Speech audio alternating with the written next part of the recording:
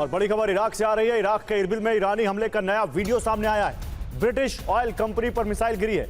Missile गिरने के बाद इस कंपनी के इस प्लांट में भीषण आग लग गई। तो देखिए इरबिल में ईरानी मिसाइल का एक नया वीडियो ईरानी हमले का, जहां एक ब्रिटिश कंपनी ऑयल कंपनी पर मिसाइल गिरी और बहुत बड़ी कंपनी है, इंडिया तक इसके प्रोडक्ट्स आते हैं और यहां पर मिसाइल गिरने के बाद कैसे भीषण आग लग गई आप देखिए।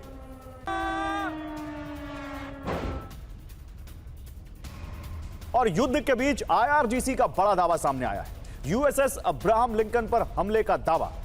अमेरिकी युद्धपोत पर ड्रोन हमले का दावा किया है आईआरजीसी ने। देखिए ये पहली बार नहीं है जब आईआरजीसी ने अमेरिकी एयरक्राफ्ट कैरियर पर हमले का दावा किया हो।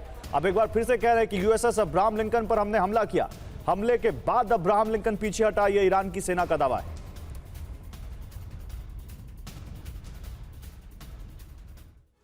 तो आज की रात अरब के आसमान में सिर्फ बारूद नहीं बल्कि इलेक्ट्रॉनिक वज्रपात होने वाला है। यह जंग अब मिसाइलों और टैंकों से आगे निकलकर कोड, क्लाउड और केबल्स तक पहुंच चुकी है।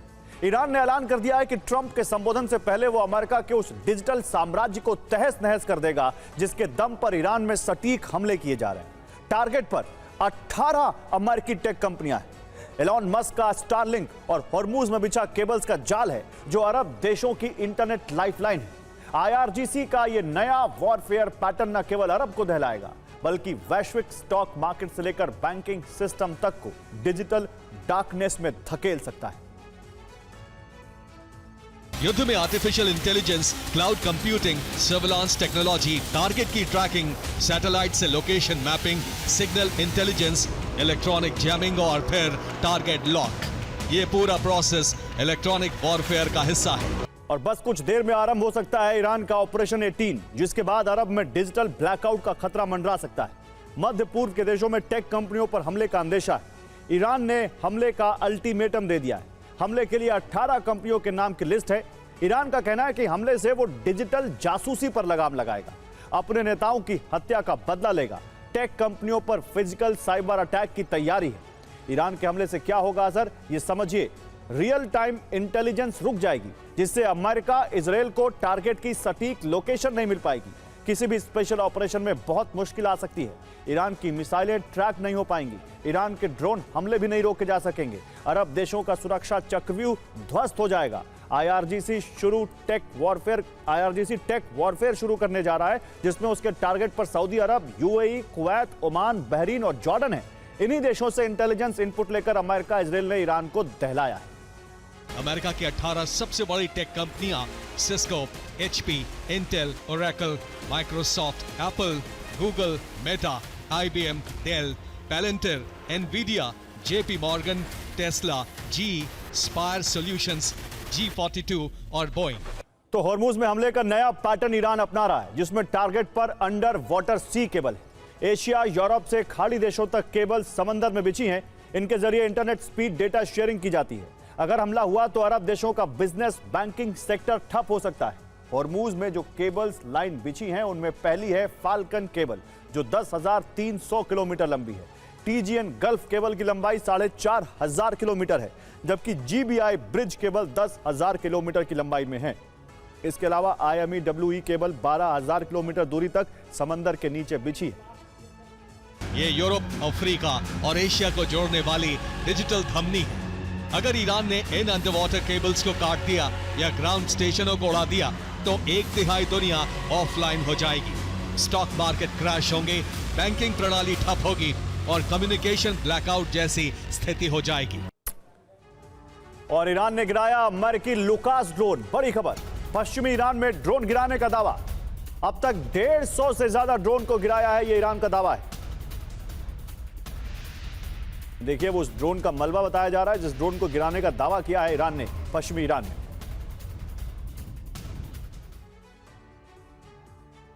तो एक वक्त चेचन लड़ाके यूक्रेन की जंग में ज़ेलेंस्की का सिरदर्द बन गए थे। मारियुपोल की जंग जीतने में रमजान कादिरोव के लड़ाकों ने सबसे अहम किरदार अदा किया था।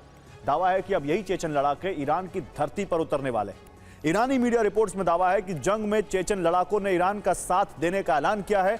अगर अमेरिका ईरान में ग्राउंड ऑपरेशन शुरू करता है तो चेचन लड़ाके अमेरिकी सैनिकों से आमने सामने की जंग लड़ेंगे। अगर ईरान के दावे सच हैं तो अमेरिकी सेना ईरान में दाखिल तो होगी, लेकिन उसका लक्ष्यों को हासिल कर सुरक्षित निकलना बेहद मुश्किल होने वाला है। ईरानी मीडिया रिपोर्ट्स में दावा है कि चेचन लड़ाकों ने अमेरिकी ग्राउंड ऑपरेशन के विरुद्ध जंग में उतरने का ऐलान किया है। रिपोर्ट्स की माने तो अगर अमेरिकी सैनिक ग्राउंड पर उतरते हैं तो चेचन लड़ाके उनका सामना करेंगे। इसकी वजह चेचन लड़ाकों का ईरान यूएस जंग को धार्मिक युद्ध मानना है। चेचन कमांडर आब्दी अलाउद्दीनोव ने इसे धार्मिक युद्ध बताया है।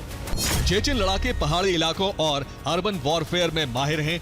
आमने सामने की जंग और हैंड टू हैंड कॉम्बैट में उन्हें महारत हासिल है। चेचन लड़ाकों को गोरिल्ला युद्ध लड़ने का भी लंबा अनुभव है। चेचन लड़ाके हगिंग रणनीति पर काम करते हैं। वो छिपकर दुश्मन के पास पहुंचते हैं और बहुत करीब जाकर हमला करते हैं।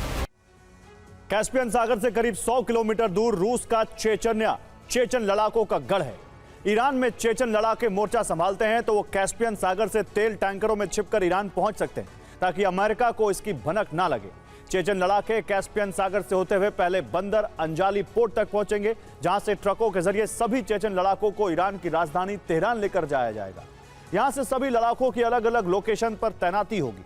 रिपोर्ट्स की माने तो चेचन लड़ाकों को फोर्दो संवर्धन प्लांट, नतांज परमाणु केंद्र, इस्फहान न्यूक्लियर कॉम्प्लेक्स और पिकेक्स की पहाड़ियों के आसपास तैनात किया जा सकता है। दरअसल अमेरिका ग्राउंड ऑपरेशन शुरू करता है तो वो यहां मौजूद संवर्धित यूरेनियम को जरूर हासिल करने की कोशिश करेगा। संवर्धित यूरेनियम को बचाने की जिम्मेदारी चेचन लड़ाकों को दी जा सकती है। इसके अलावा ईरान के खर्ग द्वीप पर भी चेचन लड़ाकों को तैनात किया जा सकता है। यहां भी इन्हें ट्रकों के जरिए फारस की खाड़ी तक लेकर जाया जाएगा और इसके बाद शिप के जरिए खर्ग द्वीप पर इनकी तैनाती होगी ताकि किसी भी कीमत पर अमेरिकी सैनिक इसे कंट्रोल ना कर सकें। कुछ रिपोर्ट्स की माने तो रूस और चीन युद्ध में ईरान की मदद कर रहे हैं। सैटेलाइट्स के जरिए अमेरिकी सेना के मूवमेंट की जानकारी दी जा रही है। ईरान को अमेरिकी वॉरशिप की लोकेशन भी रूस चीन के जरिए मिल रही है। रूस और चीन अमेरिकी बेस पर अहम टारगेट्स की लोकेशन दे रहे हैं। इसके अलावा दावा है कि रूस ईरान को ड्रोन भी भेज रहा है। अमेरिका मध्य पूर्व में बड़ी संख्या में बंकर बनाने की तैयारी में है। मिडिल ईस्ट में बंकर बनाना अब पेंटागन की लिस्ट में टॉप पर है। पीट हेग्सेथ ने कहा है, अमेरिकी ठिकानों पर तैनात अमेरिकी सेनाओं की बेहतर सुरक्षा के लिए अधिक मजबूत बंकरों का निर्माण अब सर्वोच्च प्राथमिकता है। और पेंटागन ने अमेरिकी हथियार कंपनियों को ऐसे पोर्टेबल बंकर तैयार करने के लिए कहा है जिनमें रहकर कठिन हालात में भी अमेरिकी सैनिक अपनी जान बचा सके। दावा है कि इन बंकरों पर आईडी विस्फोट का कोई असर नहीं होगा। इसके अलावा रॉकेट के टुकड़ों से भी ये सुरक्षा देंगे। अगर इन बंकरों से कुछ मीटर दूर बैलिस्टिक मिसाइल गिरती है तब भी इन बंकरों को कोई खास नुकसान नहीं होगा। ये बंकर केमिकल अटैक से भी सुरक्षा देंगे। सबसे खास बात यह है कि इन बंकरों को एक जगह से दूसरी जगह ट्रांसफर करना बेहद आसान होगा। दावा है कि इन बंकरों को सऊदी अरब, कतर, बहरीन, कुवैत, यूएई और इराक में मौजूद अमेरिकी बेस पर तैनात किया जाएगा। सिर्फ इतना ही नहीं, दावा है कि अमेरिका ग्राउंड ऑपरेशन में भी इन बंकरों का इस्तेमाल करेगा। अगर खर्ग पर कब्जे में अमेरिका कामयाब हो जाता है तो इन्हें खर्ग में अमेरिकी सैनिकों की सुरक्षा के लिए पहुंचाया जाएगा। विदेश मंत्री अब्बास अरागची ने कहा है, हम किसी भी जमीनी टकराव के लिए तैयार हैं। हमारी सेना उनका इंतजार कर रही है। उम्मीद है हमारा दुश्मन कोई गलती नहीं करेगा क्योंकि उनका सामना बहुत बड़ी ताकत से होगा। तो अरब की जंग अपने चरम पर है, लेकिन अचानक ट्रंप कह रहे हैं कि अब अमेरिका ज्यादा दिन इस युद्ध में नहीं रुकेगा। डोनाल्ड ट्रंप ने साफ साफ कह दिया है कि हॉर्मूज का रास्ता खोलने की चिंता किए बिना भी वो इस युद्ध से हट सकते हैं। तो क्या ट्रंप किसी बड़े दबाव में? इसी बीच बेंजामिन नेतन्याहू एक नया रास्ता बना रहे हैं जो हॉर्मूज को बाईपास कर सकता है।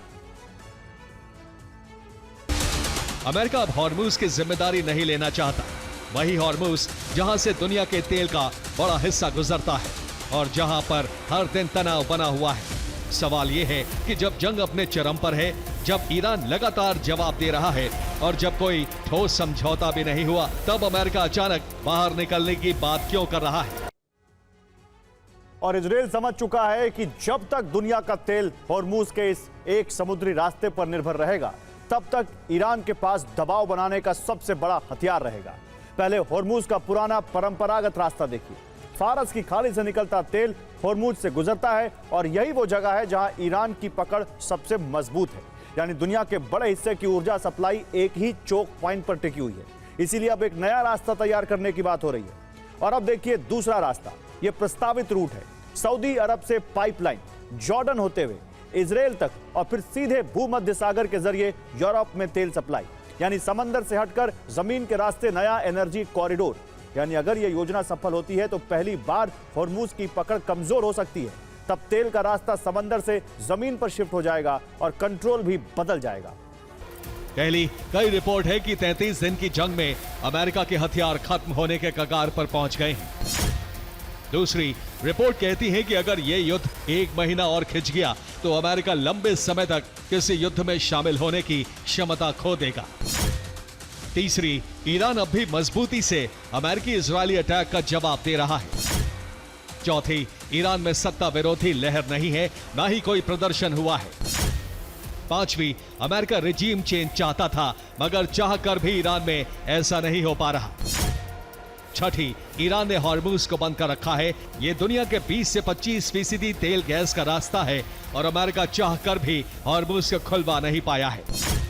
सातवीं, नेटो देश भी अमेरिका का साथ नहीं दे पा रहे हैं। आठवीं, ईरान युद्ध के चक्कर में अमेरिका पूरी दुनिया में अलग थलग पड़ चुका है। नवीं, ईरान जंग की वजह से अमेरिका में भी ट्रंप के खिलाफ गुस्सा भरता जा रहा है। कई शहरों में नो किंग प्रोटेस्ट हुए हैं। 10वीं, डोनाल्ड ट्रंप की अप्रूवल रेटिंग बहुत गिर गई है। तो एक तरफ हमला जारी है, ईरान पर लगातार स्ट्राइक हो रही है, ट्रंप बार बार ईरान पर कड़ी कार्रवाई के दावे कर रहे हैं और सेंटकॉम से लगातार संदेश मिल रहा है कि अमेरिका पीछे नहीं हटेगा। लेकिन दूसरी तरफ बिल्कुल उल्टी तस्वीर, ट्रंप जल्दी वापसी की बात कर रहे हैं, 2 से 3 हफ्तों में बाहर निकलने के संकेत दे रहे हैं और सबसे बड़ा फैसला हॉर्मुज से दूरी, यानी एक ही वक्त में हमला भी और एग्जिट की तैयारी भी।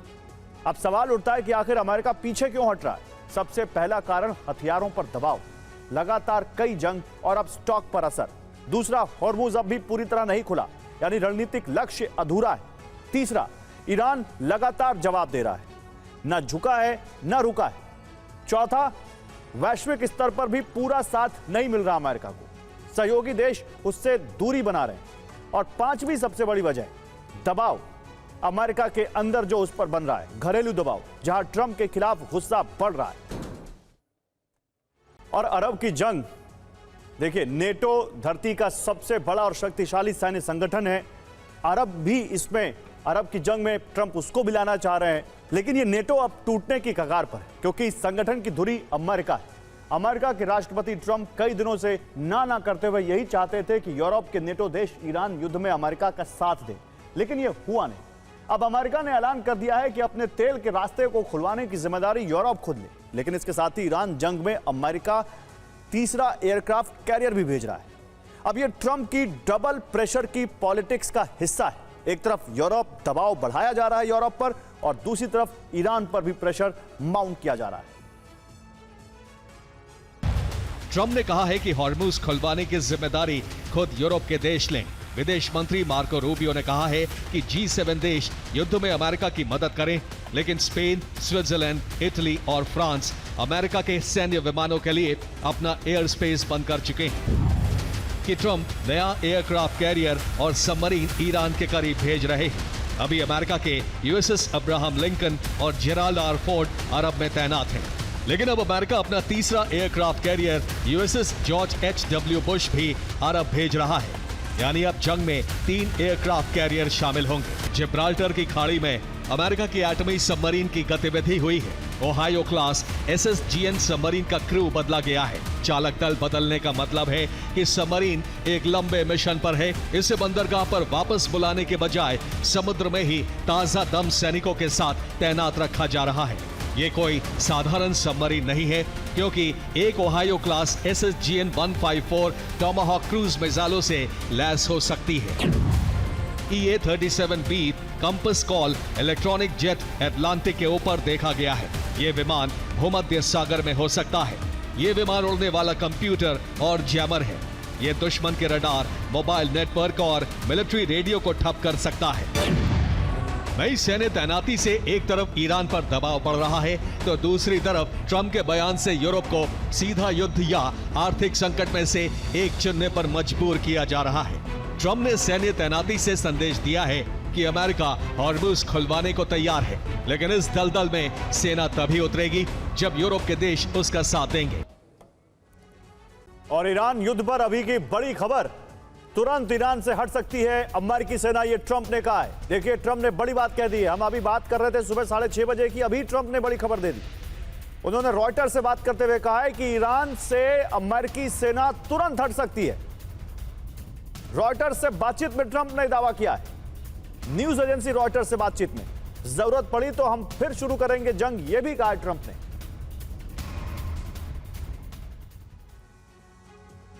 तो दुनिया के नक्शे से ईरान का नाम मिटाने के लिए अब तक का सबसे खतरनाक गठबंधन तैयार हो सकता है। इजरायली प्रधानमंत्री बेंजामिन नेतन्याहू ने कैबिनेट मीटिंग में वो धमाका किया है जिससे तेहरान में हड़कंप मच गया है। नेतन्याहू ने साफ कह दिया है कि अरब देश अब हमारे साथ कंधे से कंधा मिलाकर ईरान के खिलाफ लड़ने को तैयार है। क्योंकि अमेरिका, इजराइल, यूएई, बहरीन और ब्रिटेन साथ मिलकर गठबंधन बनाने जा रहे हैं। यूएई इसमें शामिल होने वाला पहला देश बन सकता है।